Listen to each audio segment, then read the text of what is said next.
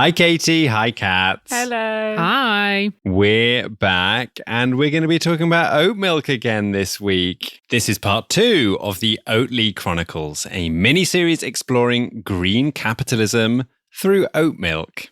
How's it been going, Katy, with your attempt at cutting down on the amount of Gruyere you eat? I actually haven't had any cheese this week. Wow. Which is more by chance than having listened to last week's podcast. But, you know, small victories. So you're saying you have absolutely no personal principles, but accidentally... Accidentally was a good person last week, yes. But Katz is our resident flexible vegan. Yeah, I'm wondering whether fleegan is becoming a thing. I should check out the hashtags. But quick reminder for everyone, Katz, last week you had an existential crisis in the middle of the supermarket aisle. Is that a good summary? Pretty much. Last week, we investigated whether Oatly's claims that we urgently need to replace dairy with plant-based milk, whether those claims were legit. And essentially, we learned that yes, dairy is very destructive and oat milk is drastically more sustainable. But the next step, Oatly argues, is that to defeat the almighty dairy industry, they need to become a massive capitalist success. And they are willing to take some pretty controversial investments to get there. So that is what we're looking into this week, those controversial investments. And Katy, I understand you're joining Detective Katz Laszlo in doing some of the sleuthing for this episode. Is that right? Yeah, I actually got quite bored over the summer when I was waiting for this baby to come out. So I thought I'd pass the time helping Katz out and ringing some of the people that you're about to hear from. Great. Well, it looks like I can just sit back and relax then. Yes, gather round, children. It's story time. And our story starts in the Swedish city where Oatly has its headquarters, Malmö. My lovely hometown is an old industrial city, big shipyard, huge textile industry. That is Fredrik Gerten. He's a filmmaker from Malmö. And then in the 90s, most of the industries went down, the shipyard went down. So the city was like, in many ways, in a deep identity crisis. They have to reinvent themselves as a city. Malmö became a kind of progressive startup city, and one of those startups was Oatly. Remember, Oatly's been around since 1994, initially marketing itself as a lactose-free alternative to cow milk. I've known them since they were really small. My daughter was allergic to milk, so we bought Oatly 20 years ago or something. Some of Fredrik's friends went to work for Oatly, and that was something that he and his friends were really proud of.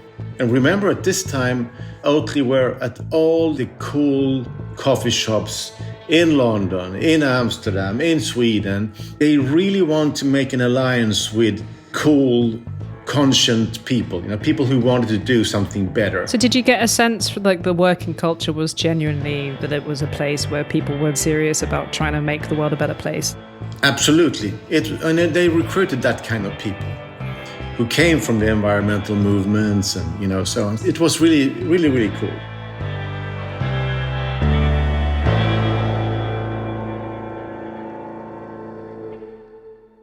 Fast forward to summer 2020. It is 1 year before Oatly's infamous Super Bowl ad, but it's already started anti-dairy campaigns all around Europe. And it's taking off. It's become a favorite for millions of people who are trying to switch out dairy for plant milks.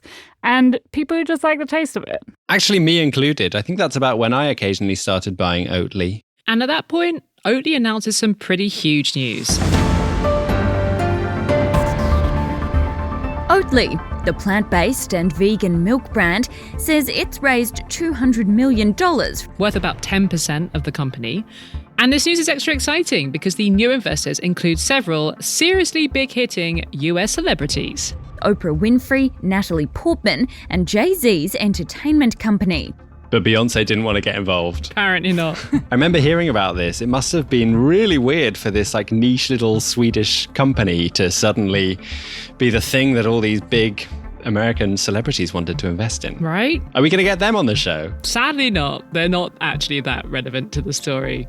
Because it's not like Oprah and Natalie Portman took out their checkbooks and sent cash directly to Oatly. The new investors, which also include former Starbucks CEO Howard Schultz, were led by the multinational Blackstone Group.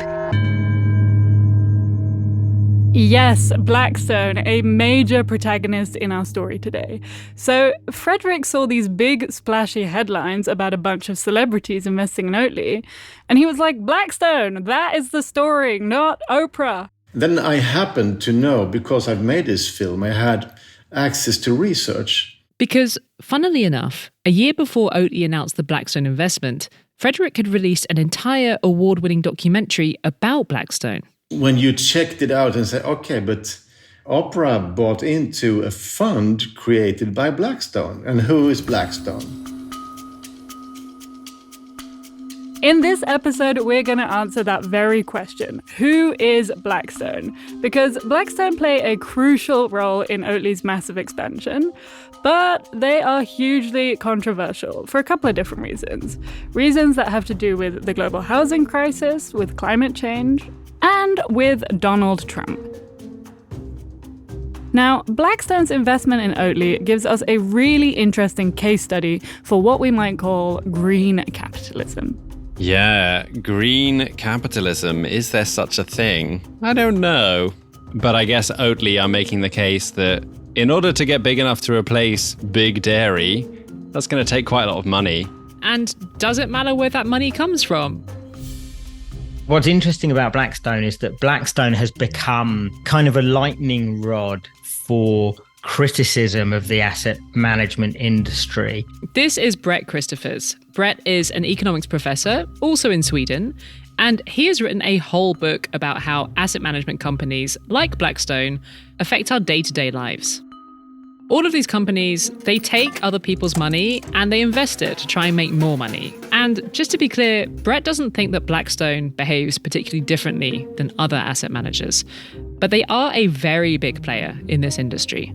Blackstone's longtime leader, Stephen Schwarzman, he was, I don't think he is anymore, but he was a longtime supporter and campaign contributor for Donald Trump. I don't believe the impact is nearly what some say, and other scientists that dispute those findings very strongly. Have you ordered the government then to... And Trump was still president when Blackstone invested in Oatly. There's quite some cognitive dissonance here. I mean, Blackstone were investing in Oatly, this sustainable oat milk company, at the same time as its CEO was supporting Trump, who scrapped the Paris Accord. The United States will withdraw from the Paris Climate Accord. Very dissonant. So we're getting out. Thank you. Now, these days, Blackstone says that it is trying to decarbonize, but it still holds investments in various oil and gas companies in the US. It also previously invested in a company involved in exporting Brazilian soy. That company was actually investigated by journalists at The Intercept and linked to deforestation in the Amazon. Blackstone, by the way, flatly denied any connection to deforestation.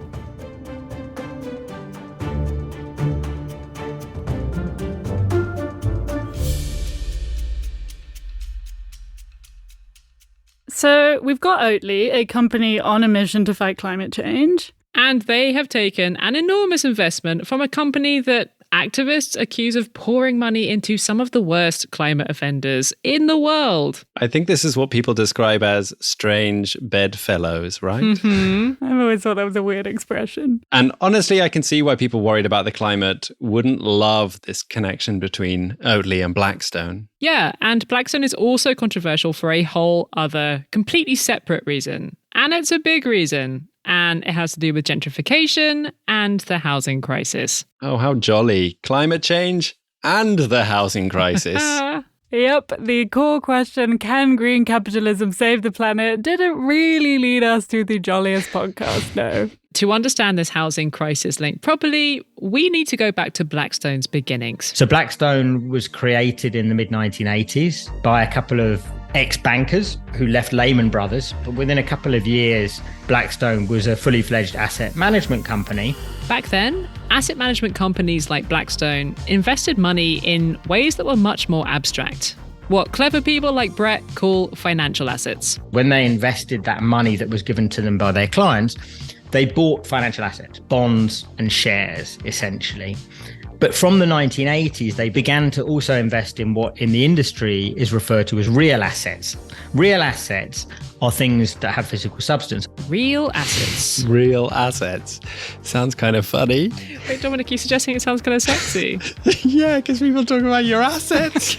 Was that not the direction I was meant to go in? I didn't see that coming at all. Show off your real assets. Real assets are things that have physical substance. I still don't understand what that means. Well, Blackstone and the other investment companies, they start investing in the infrastructure of our daily lives. Commercial real estate, shopping centres, office blocks, hotel chains. And they began to put a lot more money into what we can think of as essential forms of infrastructure, energy, transportation, water and wastewater services. And they began to also invest in residential property, so housing in its various forms. So it's a massive shift. These big companies would have been trading stocks and bonds, right? And now the roof over your head has become something that can be traded like many times a minute on a computer screen. It's a phenomenon that housing experts call financialization. Financialization. I couldn't even pronounce it. Yes, and then comes the global financial crisis. People were losing their homes, and these homes were getting bought up by none other than asset management companies like Blackstone.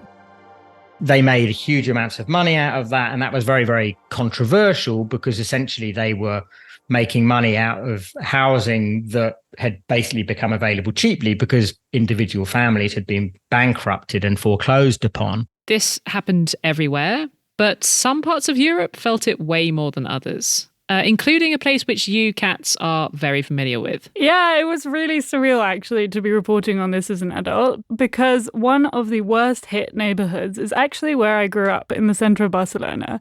I actually had to interview people on the streets about gentrification for a school project way back in like 2008. Sweet. Yeah, shout out to Mr. Geary ahead of his time. But now, for this podcast, I went back as a grown-up journalist to learn more about how Blackstone influenced what happened there.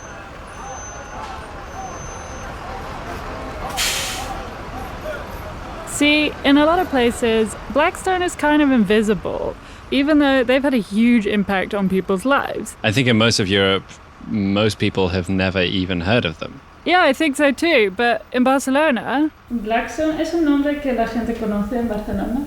Sí.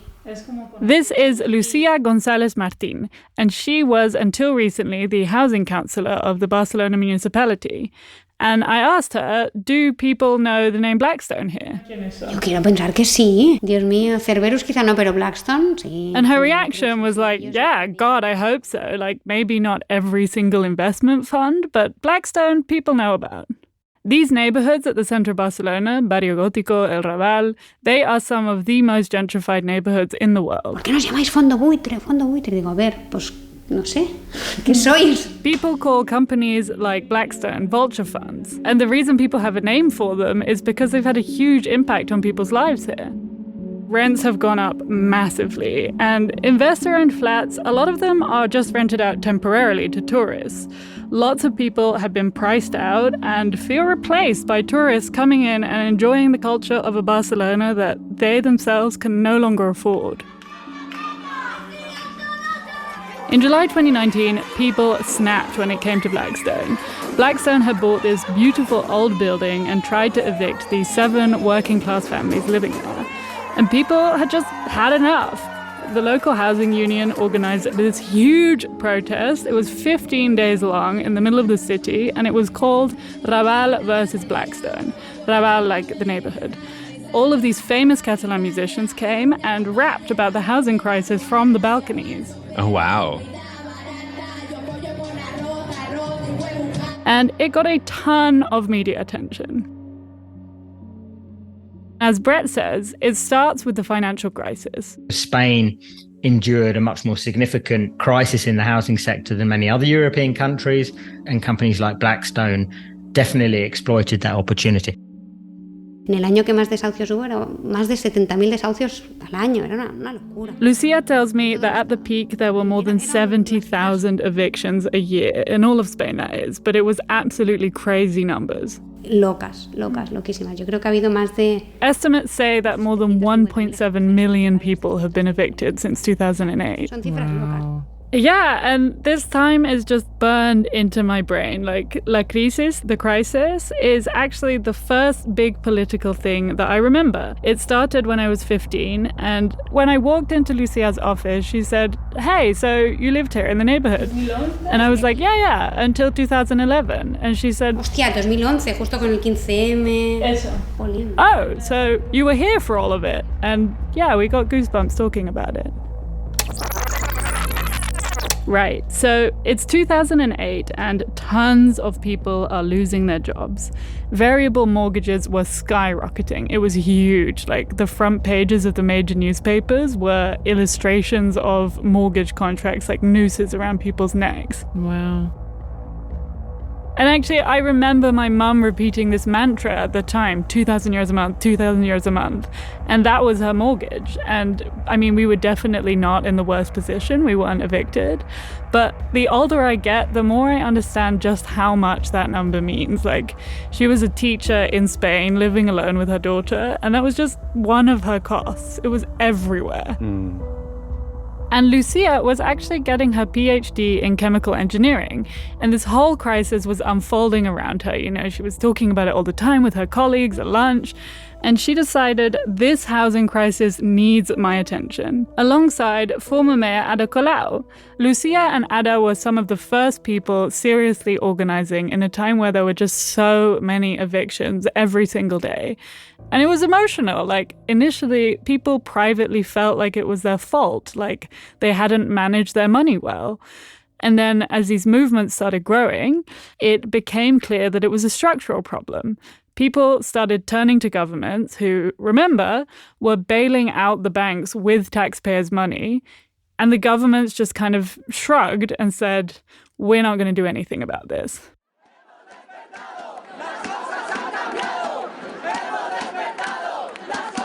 It was really brutal, and people were absolutely furious.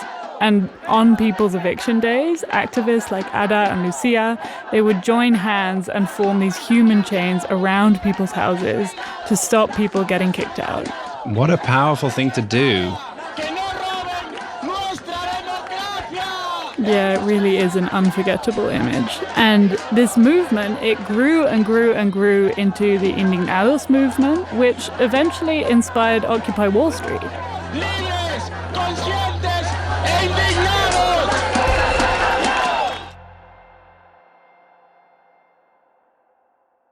Entonces, ¿qué pasa? Todos esos pisos podían So haber sido. Lucia said to me, you know, what happens to all of these flats? Because the government was bailing out the banks who were, you know, getting all of these homes from people defaulting their mortgages. Pero a cambio podía haber dicho, bueno, me quedo estos pisos porque... And the government could have said, okay, but in return for this bailout, we are going to keep those defaulted homes and we are going to turn them into social housing. Because there are hundreds, thousands of people who have just been evicted. We're going to need them.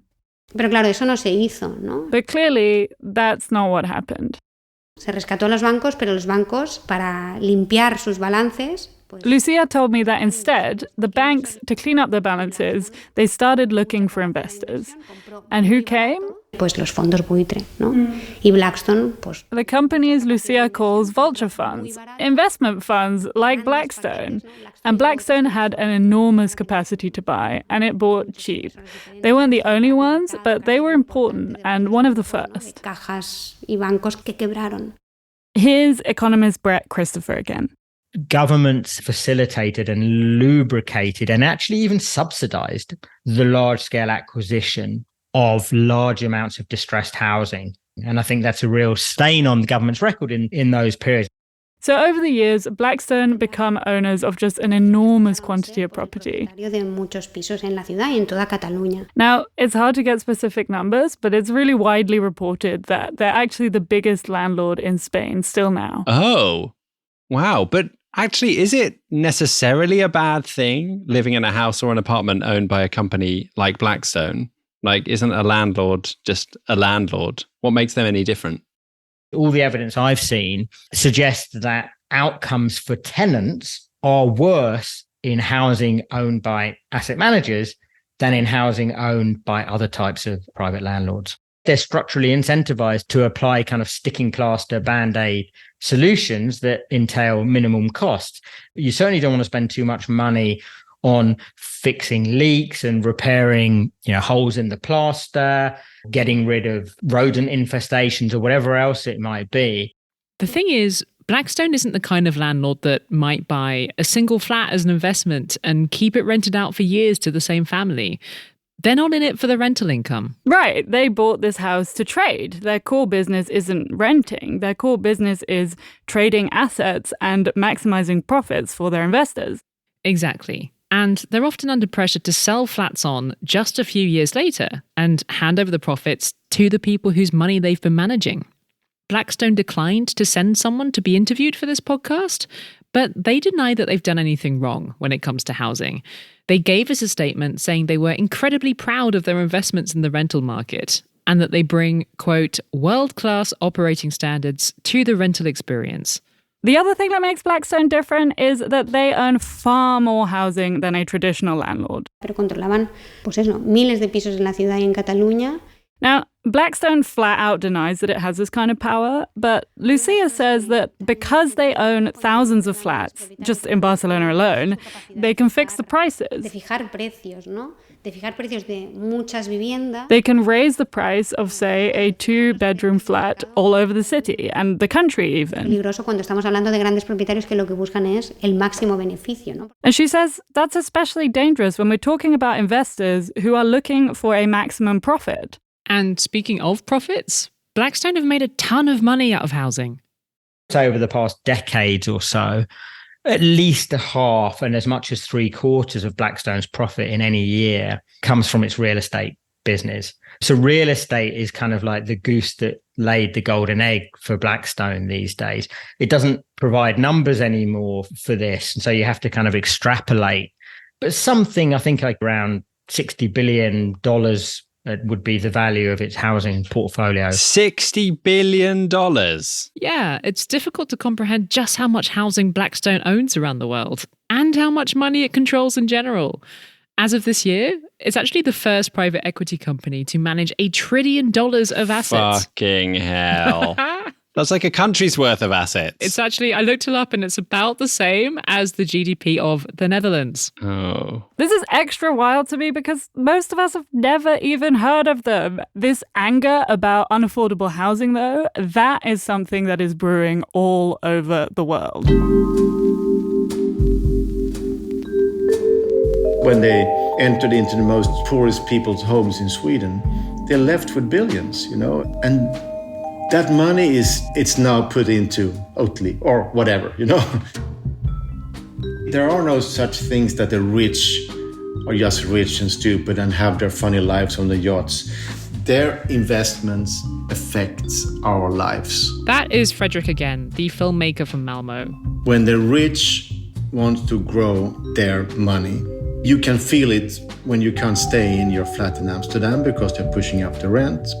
But you can also feel it when your cup of coffee suddenly gets very expensive because the coffee shop owner has to pay a big part of his pay to the landlord. It affects us everywhere.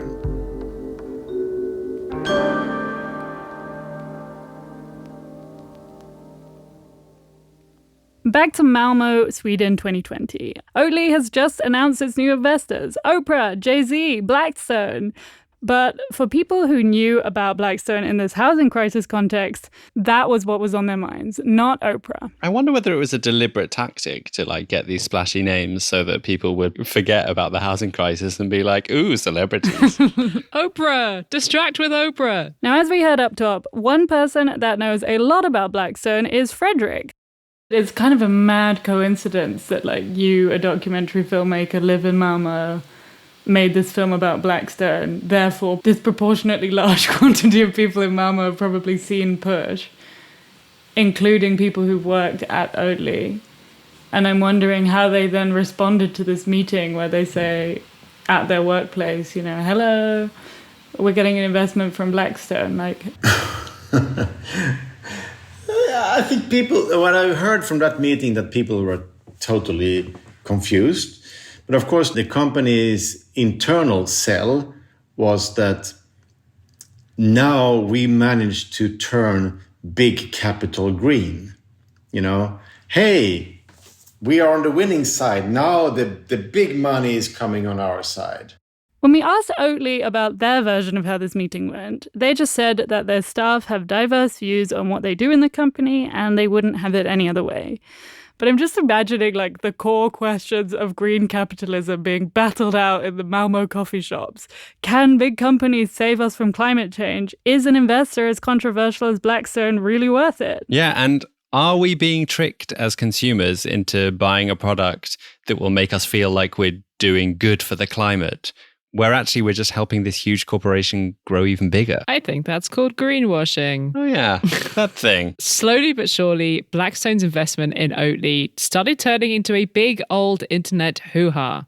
And one of the people who helped this investment go viral was someone named Laura Young. She's a Scottish climate activist, and she runs an Instagram account documenting her attempts to live more sustainably. Called it Less Waste Laura, because that's what I was trying to do, trying to just create less waste. Back in 2020, Laura was an Oatly customer, but she didn't know much about Blackstone. She just vaguely heard that they were kind of controversial. Some kind of controversy around some of the investments they had in that. But I didn't really know much about them because they'd never come into my space, because they'd never, to my knowledge, invested in any sort of companies that I was interested in. So when she heard the news about their investment in Oatly, she got curious. But then the more that she found out about Blackstone, the angrier she got that Oatly was taking their money. I mean, to me, it just felt opposite to what they had been doing up until that point. You go through all the different feelings because you think, well, hold on a minute, there must be some explanation for this. Oatly seem like a really decent company that are trying to, encourage more people to take up plant milks, which is more sustainable. They seem to be quite friendly. It almost felt like a person. So I thought there must be a really good explanation for this. So naturally, she posted about what she'd found out about Blackstone. And the post got something like 17,000 likes. I think at first, the response online was from people who love Oatly, just saying, hold on a minute, is this true? Is this true? And then it was people going, well, hold on, Oatly, can you talk about this? And the way that they do their marketing online and their social media is this sort of friendly voice that you can have a conversation with. So people were kind of tagging them and saying what's happening, what's going on. And did Oatly respond? They did, especially because as the weeks went on, mainstream media started writing about it. Customers, including some of those cool independent coffee shops, talked about boycotting Oatly, looking for another brand. So Oatly was under a lot of pressure to respond to this growing wave of anger. And they did. They put out this really interesting, quite long statement headlined, "Change Isn't Easy." And I'm not going to read the whole thing out. You'll find the link in the show notes. But basically it argued that Oatly needs to grow to save the planet. Here's part of their statement. It's about our current need for funding, specifically $400 million in order to continue to grow as sustainably as possible as the demand for our products continues to skyrocket. The other interesting thing here is that Oatly wasn't shy about the fact that it deliberately sought out financing from Blackstone. They could have gone for a green financing option. And in fact, they did take a $200 million Green Deal loan at the same time. But they also specifically wanted money from Blackstone. Bold. Here's another part of their statement. We thought that if we could convince them that it's as profitable, and in the long term even more profitable, to invest in a sustainability company like Oatly, then all the other private equity firms of the world would look, listen, and start to steer their collective worth of $4 trillion into green investments. If we ever want to have a chance of reaching the global climate goals of cutting greenhouse gas emissions by 50% before 2030 and reach net zero emissions by 2050, we need to speak a language that the capital markets can understand. That's when people started to kind of turn from confusion and a little bit disappointed to kind of angry that, a brand that was such a favourite and such, one of the wee guys had kind of gone after this investment, and their reasoning for it just didn't sit well with people. Oatly, when they started speaking about this, it almost sounded like they were trying to change the investment world. And you think, it doesn't really work that way, though. It works the other way. They've got the kind of influence over you as a funder. Especially when you think about how small Blackstone's investment was in Oatly compared to the insane scale of the assets it manages. Like $200 million for them? It's nothing. It is literally 0.0002% of all of the money that they have invested. One thing I've been wondering, are Blackstone actually making money out of this investment in Oatly? So they own a bunch of the shares in Oatly. And in theory, if you own shares, you might get paid like a dividend every year. So like a little fraction of the company's profits. In Oatly's case, they haven't actually paid any of these dividends since Oatly went public and became a publicly traded company. So for now, no. I mean, Blackstone isn't really making money per se out of its investment in Oatly. It's holding onto its shares in Oatly and I guess at some point hoping to sell them at a profit. It makes me wonder, was it worth it for Blackstone making this Oatly investment? I mean, all they seem to have got out of it is a bunch of bad publicity and podcasters talking about their influence on the housing market. I mean, remember, Blackstone are trying to decarbonize. So being able to say, and we're invested in a very nice, sustainable oat milk company is maybe kind of handy. Yeah, and who knows, maybe someone in Blackstone really believes that Oatly is important for the planet. And maybe Oatly isn't changing finance from the inside, but maybe this podcast will. When we asked Frederick what he thought about Oatly's argument that they were changing private equity from within, he said, It's silly. It's silly because Blackstone, BlackRock, and these other big hedge funds, they are in the boards of thousands of companies where they can have an impact on decisions to go more responsible, to go green. Have you seen that?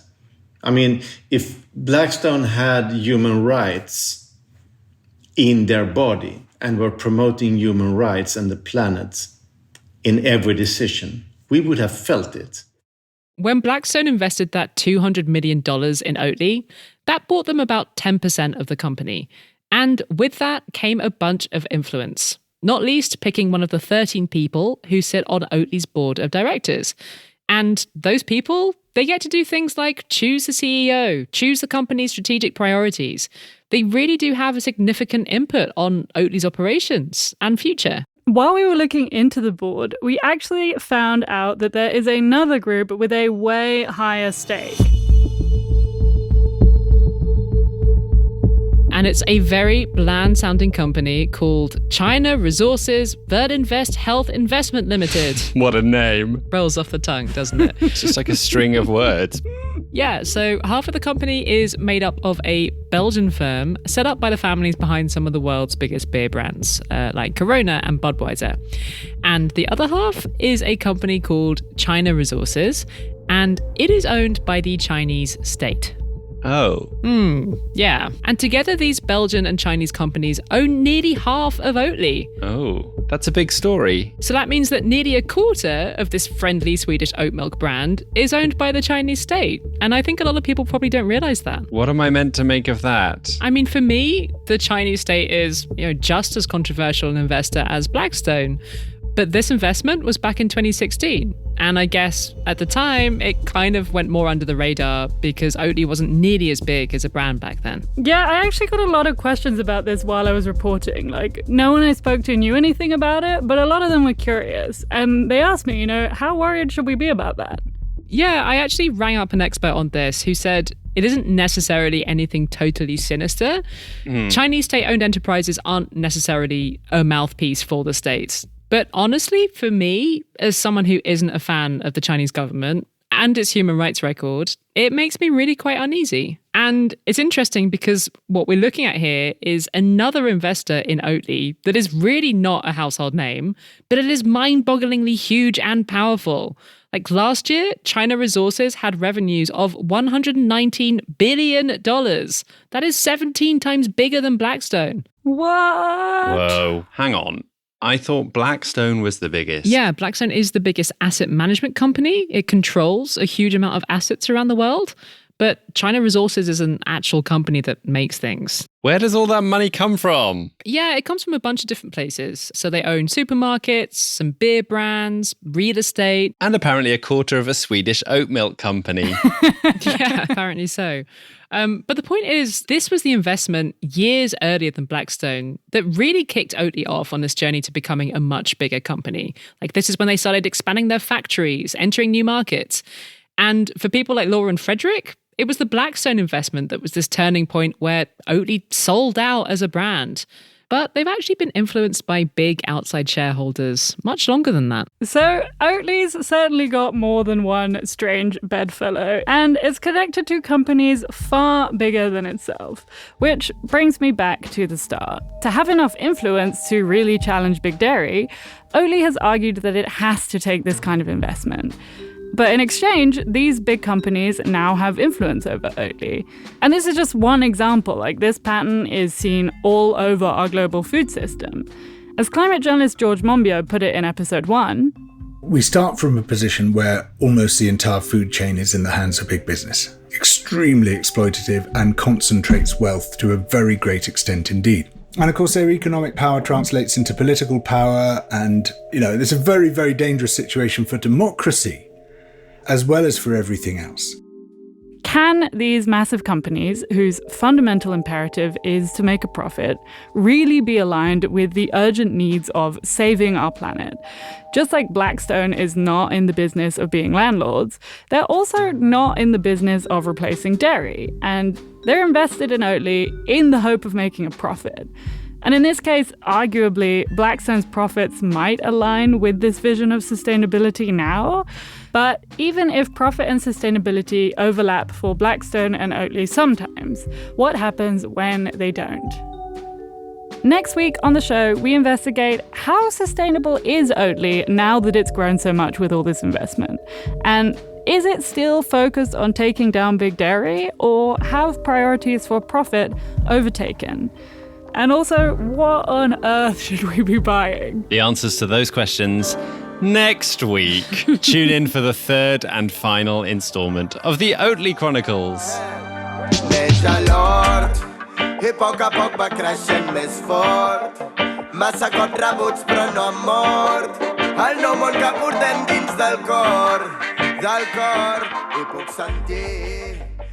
This episode was produced by me, Katz Laszlo, and reported by both me and Katy Lee. Editing also came from Katy, as well as the wonderful Justine Paradis, visiting from NPR's excellent podcast, Outside In. Editorial support came from Margot Gibbs, Dominic Kraemer, and Wojciech Oleksiak. And mixing, scoring, and sound design also came from the amazing Wojciech. Special thank you to my lovely neighbours Joris Klinger and Thomas van Dijk for letting me use their very nice studio. You can find their music under Bovenburen. There'll be a link in the show notes. And of course, thank you to Frederick Gerten, Lucia Gonzalez-Martin, Brett Christophers, Laura Young, Ashley Allen, Ben Axler, and Gregor Sebastian for talking to us for this episode. This song you're hearing is by Barcelona band Alala, singing about the residents who make the neighborhoods what they are, taking back the city. Finally, none of this would have been possible without the generous funding from Journalismfund Allianz Foundation, and our lovely Patreon supporters. Thank you for helping keep one of the only independent podcasts about Europe going. See you next week. Gusta dictadura, la bella sta can cara dura, i ens queda la ràbia, ràbia.